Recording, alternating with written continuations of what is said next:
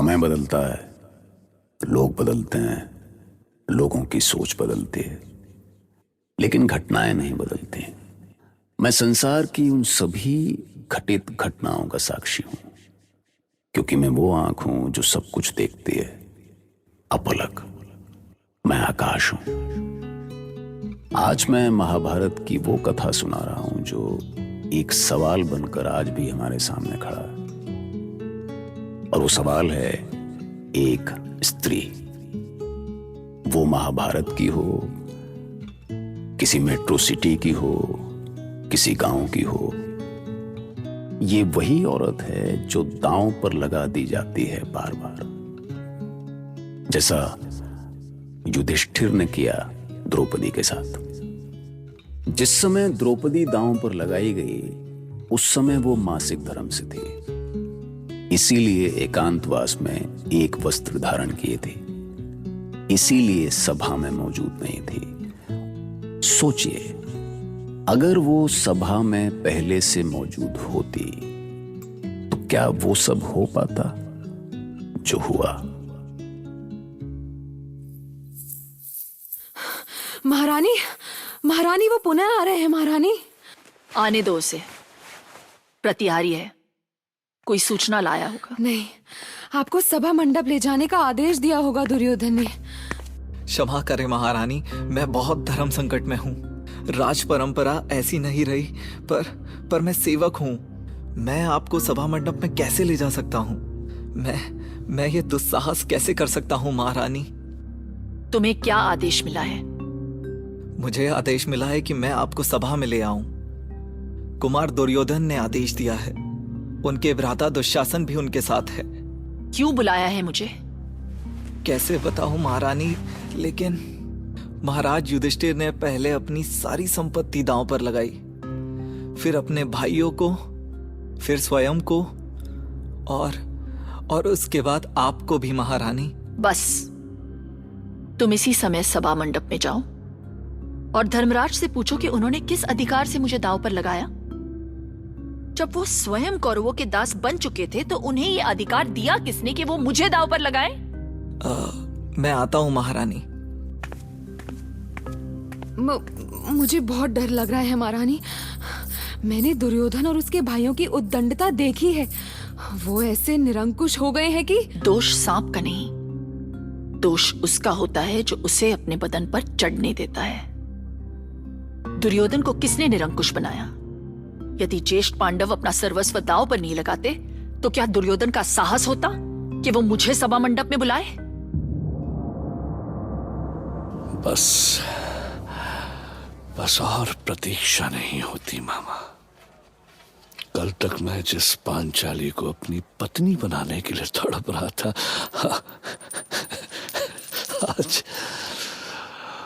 आज वो मेरी दासी है मामा, दासी है मेरी।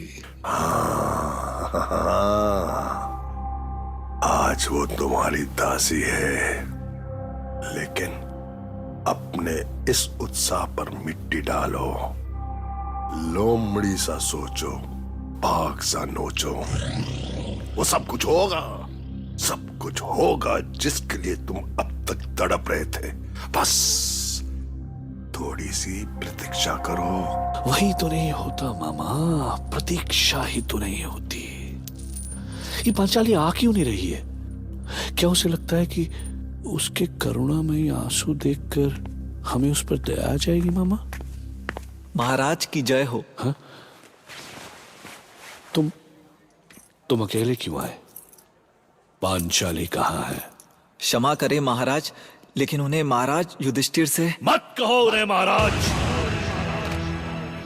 वो महाराज नहीं है प्रतिहारी, हमारा दास है। महान कुरुवंशी दुर्योधन का दास है वो। क्षमा करें महाराज, लेकिन वो पहले युधिष्ठिर से प्रश्न करना चाहती है। कहो प्रतिहारी। महारानी द्रौपदी ने आपसे पूछा है कि आपने अपनी स्वतंत्रता खोने के पहले उन्हें दांव पर लगाया या बाद में? अब क्या उत्तर दूं इस प्रश्न का? पांचाली से कहो मैं उससे क्षमा चाहता हूं। ये पांचाली ऐसे नहीं आएगी, उसे लाना पड़ेगा। अनुज, दुशासन, जी भैया। जाओ और उस अहंकारी पांचाली को घसीटते हुए इस सभा में मेरे समक्ष लेकर आओ। जाओ। आप चिंता ना करें भैया, मैं उससे अभी लेकर आता हूं।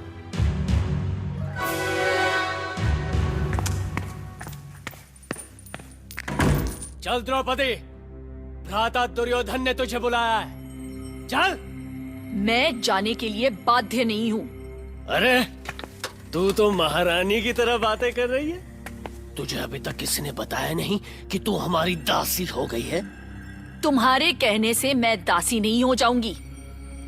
पांचाली सदा पांचाली ही रहेगी। तो तू ऐसे आंखें छुपाकर क्यों बातें कर रही है?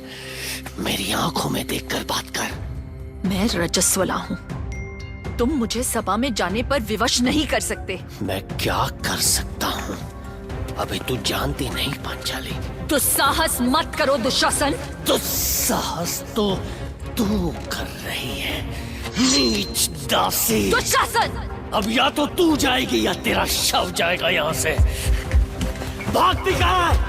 रुक!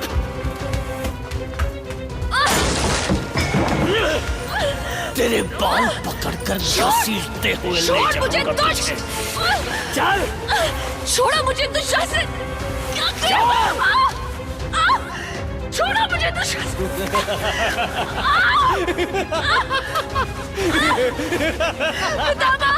दासी की आवाज कौन सुनेगा इस सभा में? हा? हमने तुझे द्यूत में जीता है पांचाली। तेरी ये सुंदर काया और आत्मा, सब कुछ जीता है हमने।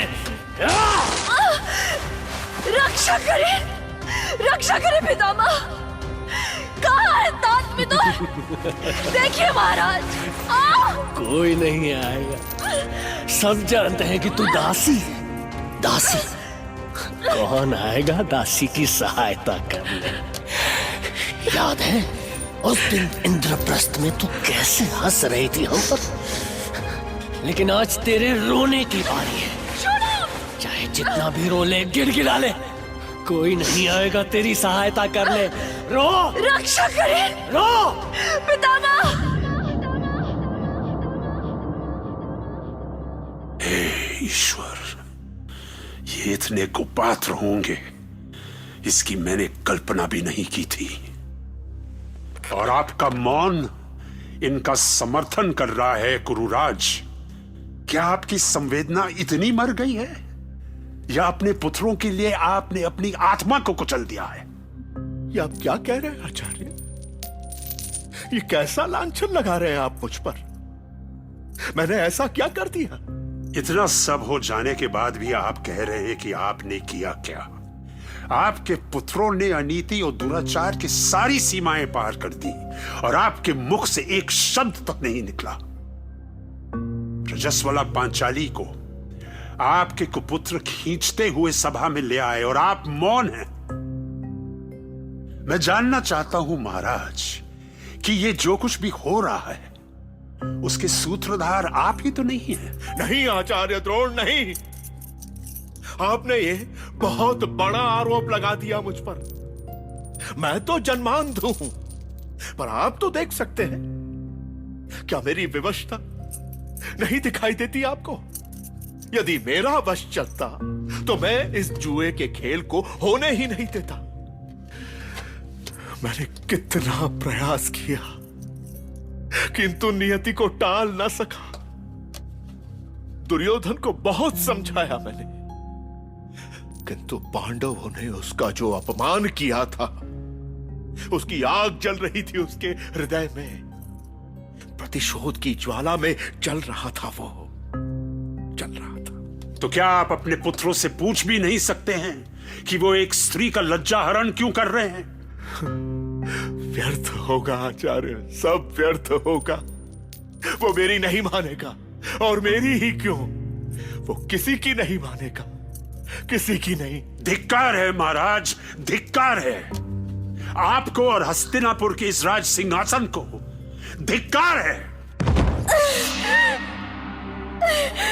कोई तो इस अनर्थ को रोकिए। हस्तिनापुर की लाज रख लीजिए, कुरुवंश की लाज रख लीजिए। मैं पांचाली केवल पांचाल की बेटी नहीं हूँ, आपकी पुत्रवधू भी हूँ।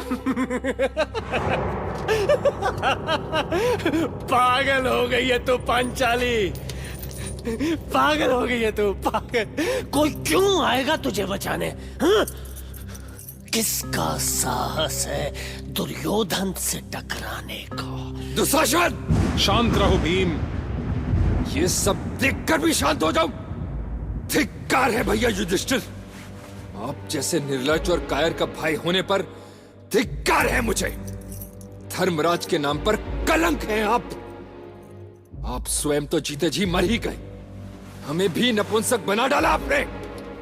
अरे हमारा जो किया सो किया, पर पांचाली की ये दुर्गति क्यों की? क्यों बना दिया एक महारानी को दासी?